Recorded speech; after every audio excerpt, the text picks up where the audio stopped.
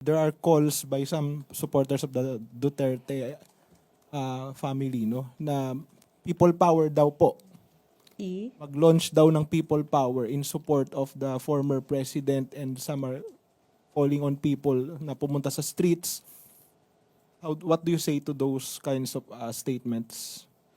Hindi po ba pagbabaksak ito ng gobyerno? Unang-una po, may warrant of arrest. Pangalawa, may case na nakafile. Pangatlo, may mga di umanong biktima na magsasalita patungkol sa kaso. Hindi po ito basta gawa-gawa na kwento. May mga biktima. Hindi ito pagpaplanta ng ebidensya. Hindi galing ang kaso sa Pilipinas. Ito, ang kaso ay pending sa ICC.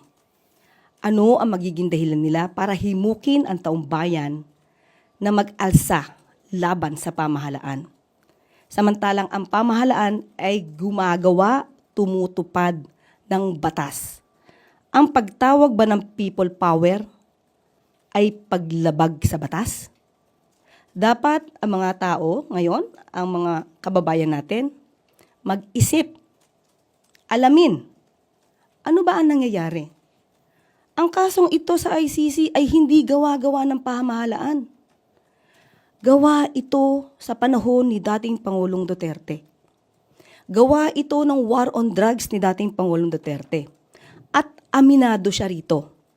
Bakit isisisi ang pag-i-issue ng warrant of arrest, ang pagpapadala sa kanya sa ICC, kung siya mismo sinabi ni dating Pangulong Duterte, "Sue me.